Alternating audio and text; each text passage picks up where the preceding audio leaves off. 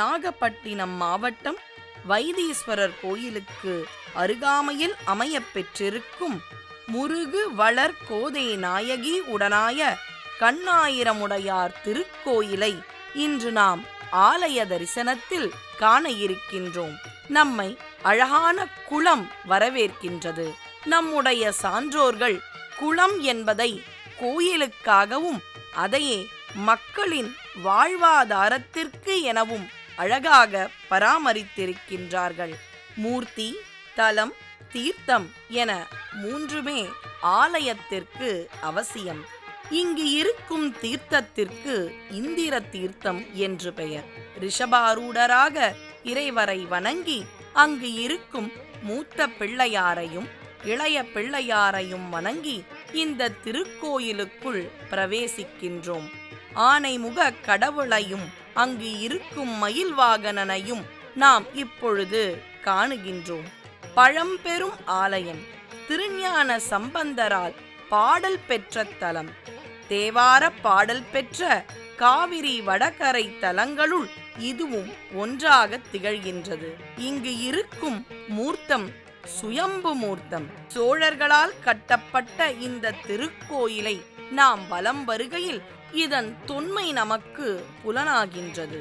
தேவர்களின் தலைவனான இந்திரன் கௌதம முனிவரின் மனைவியாம் அகலிகை மீது ஆசை கொண்டான்.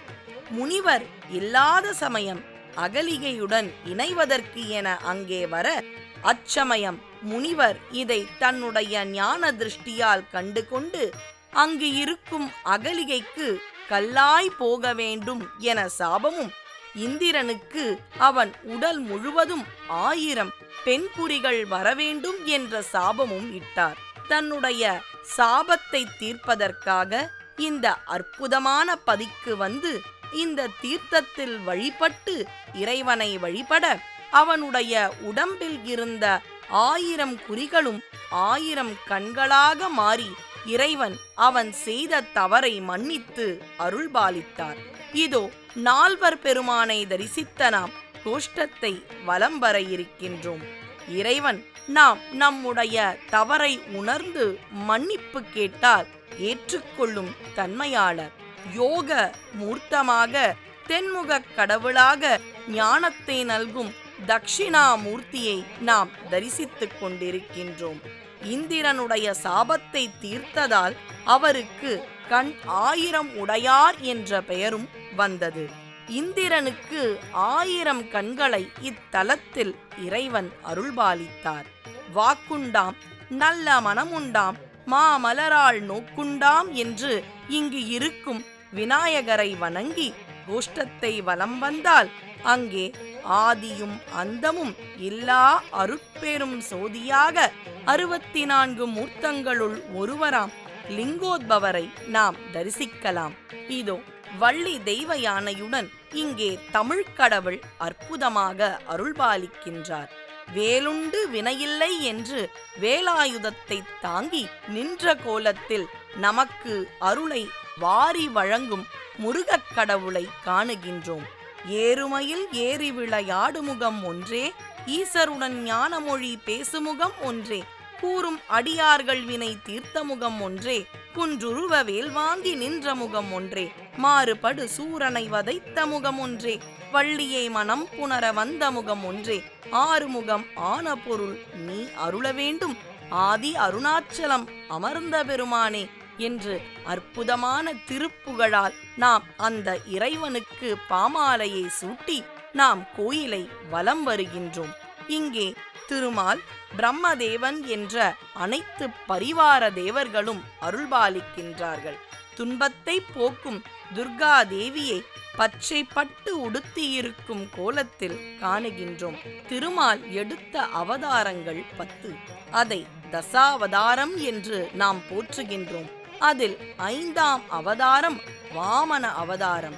மகாபலி சக்கரவர்த்தியிடம் 3 அடி மண் கேட்ட வாமன மூர்த்தியாகிய திருமால் வழிபட்டதால் இந்த தலம் குருமானக்குடி எனப்படுகின்றது. ஓங்கி உலகளந்த உத்தமன் பேர்பாடி என்கிறது பாசுரம். அந்த திருமால் தன்னை குறுக்கிக் கொண்டு இங்கே சக்கரவர்த்தியிடம் வந்தாராம். அவர் குறுகியதால் அந்த கோலத்தில் இங்கு இருக்கும் இறைவனை வழிபட்டதால் குருமானக்குடி என்ற அற்புத நாமம் இந்த ஊருக்கு வந்தது.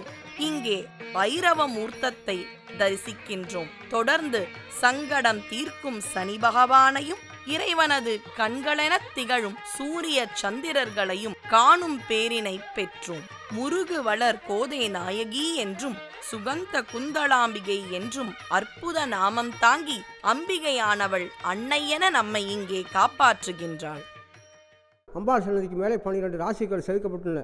அது யாருக்கு எந்த ராசிக்கு தொல்லை கஷ்டம் இருந்தாலும் 21 விளக்கு போட்டு வழிபாடு பண்ணோம்னாக்கா திருமண தடை, சந்தான பாக்கியம், பூர்வ சன்ம தோஷம், அதாவது முன்னோர்கள் சாபம், அதை விட பெண் சாபங்கள், ஆயுள் வீழ்ச்சி, கண்ணுக்கு திருஷ்டி பரிகாரம், செய்வினை கோளாறு, வேலைவாய்ப்பு மந்தம், வியாபார மந்தம், கொடுக்கல் வாங்கல் பிரச்சனை, பகை அதிகமாக இருந்த தீபம் போட்டு வழிபாடு பண்ணால் அதுவும் நிவர்த்தி ஆகும். மங்களம் தரும் சிவகாம சுந்தரியோடு ஆடல் வல்லானை இங்கே நாம் தரிசித்துக் கொண்டிருக்கின்றோம். தேவார பாடல் பெற்ற தலம் என்றாலே திருமுறைகளுக்கு மதிப்பு. திருமுறைகள் என்றாலே நமக்கு நினைவுக்கு வருவது நடராஜ பெருமான். இங்கே அவர் அற்புதமாக ஆடல் கோலத்தோடு அம்பிகையோடு நமக்காக அருள்பாலிக்கின்றாள். கூத்தபிரானின் திருக்கோலம் பஞ்ச தொழிலையும் உணர்த்துகின்றது. ஆக்கல், காத்தல், அழித்தல், மறைத்தல், அருளல் என்ற 5 தொழிலையும் இந்த அம்பலவாணனின் மூர்த்தம் நமக்கு குறிக்கின்றது. தொடர்ந்து நாம் முருகு வளர் கோதை நாயகி என்று கருணை கோலத்தோடு இருக்கும் அம்பிகையை தரிசிக்க இருக்கின்றோம். தேவார பாடல் பெற்ற தலங்களுள் இது 17வது தலமாக போற்றப்படும் நல்லதொரு தலம். அம்பிகையின் அபிஷேக காட்சிகளை நாம் கண்குளிர காண இருக்கின்றோம்.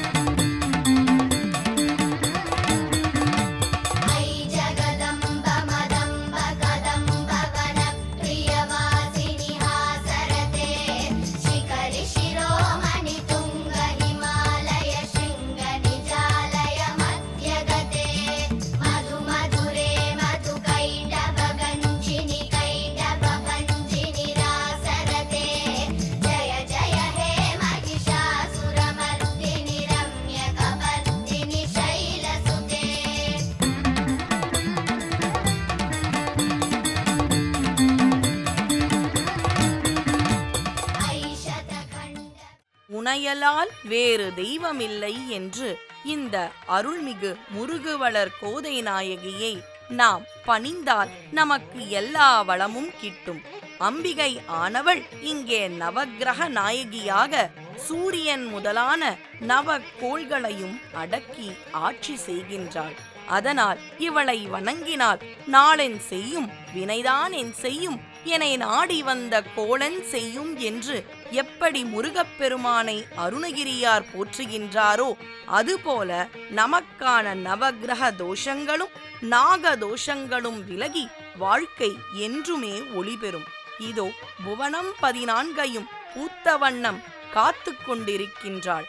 பச்சை பட்டு கட்டி கொண்டு பல பழக்கும் பராசக்தி உன் அழகை காண வந்தேன் என்று அவளை புகழாரம் சூட்டும் விதமாக அம்பிகையானவள் மங்களமாக நின்ற கோலத்தில் நமக்கு அருள்பாலிக்கின்றாள். சோதிமயமானவளின் தீபாராதனை காட்சியை நாம் காணுகின்றோம். அம்பிகையை சரணடைந்தால் அதிக வரம் பெறலாம், யாதுமாகி நின்றாய் என்று அவளை நாம் வணங்குவோம். உதிக்கின்ற செங்கதிரை உச்சி திலகமாக கொண்டவள், உணர்வுடையோர் மதிக்கின்ற மாணிக்கமாக திகழ்பவள்.